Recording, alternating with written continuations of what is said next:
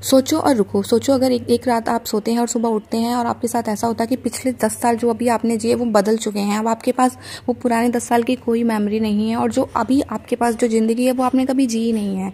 एक पिछली रात जब सोए थे आपके पास बच्चे जीवन कुछ नहीं था, सिर्फ पैसे ही पैसे थे।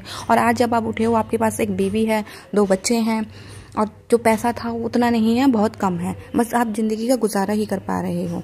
तो सोचो क्या होगा। ऐसी ही कहानी के बारे में आज हम बात करने वाले। एक आदमी है जो कि बहुत अमीर एक्टर है, जिसके पास पैसे के अलावा कुछ है नहीं। उसका एक असिस्टेंट है, एक दोस्त है। वो एक लड़की से प्यार करता था, लेकिन वो कभी 10 साल पहले उसको बोल ही नहीं पाया कि मैं तुमसे प्यार करता हूँ। और वो कहीं चली गई और ये अपने काम में लग गया और आज इतना अमीर हो चुका है।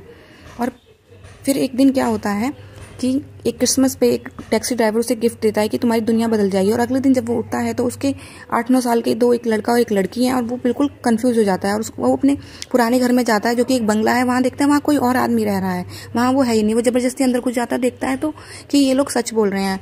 और फिर जब वो वहाँ से भागकर उस लड़की के पास वापस जाता है और कहता है मैं बिल्कुल अलग ज़िंदगी जी रहा था, ये मेरी ज़िंदगी नहीं है। फिर डॉक्टर के पास भी जाता है, डॉक्टर उसे पहचान लेता है, लेकिन डॉक्टर भी यही कहता है कि तुम एक नॉर्मल एक्टर हो, कोई बहुत अमीर एक्टर नहीं हो। मुझे समझ आने लगता है कि वो क्रिसमस पे जो गिफ्ट मिला है उसी की वजह से हुआ। वो छोटे मोटे रोल में बहुत जी जान एक्टिंग लगाता है, तब भी कोई उसको पास नहीं करता।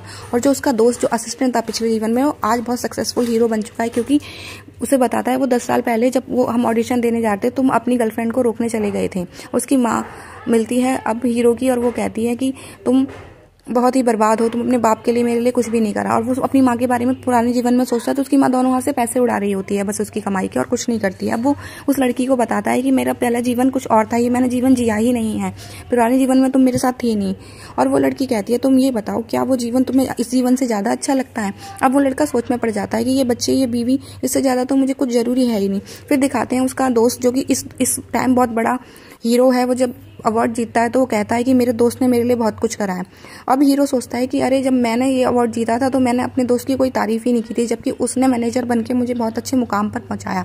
अब दोनों पार्टी में बात करने जाते हैं और आपस में गले लगते हैं। फिर से वही टैक्सी ड्राइवर उसको दिखता है और वो कहता है कैसा लगा मेरा गिफ्ट।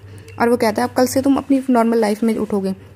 1 साल हो चुका है वो ये लाइफ जीते। वो कहता है मुझे इसी लाइफ में जीना है, पर नहीं होता। अगले दिन वो उठता है नहीं। उसी रात वो जब अपने बच्चों के पास जाता है उसे बहुत दुख होता है कि अगले दिन मैं नहीं उठूंगा। और उसकी बीवी उसे एक फोटो दिखाती है कि बचपन में तुम बिल्कुल बेटे जैसे दिखते थे। तब वो पहचान जाता है कि वो मेरे पापा ही थे जिन्होंने मुझे ये ज़िंदगी दी है। अगले दिन जब वो उठता है तो वो अपनी पुरानी लाइफ में उठता है, लेकिन वो डिसाइड करता है कि वो उस लड़की से अब प्रपोज करेगा। वो प्रपोज कर लेता है, उनकी शादी हो जाती है और फिर 2 क्यूट से बच्चे होते हैं, बिल्कुल वैसे ही जो उसकी गिफ्ट वाली लाइफ में थे। और दोनों बहुत हंसी खुशी ज़िंदगी जीते हैं।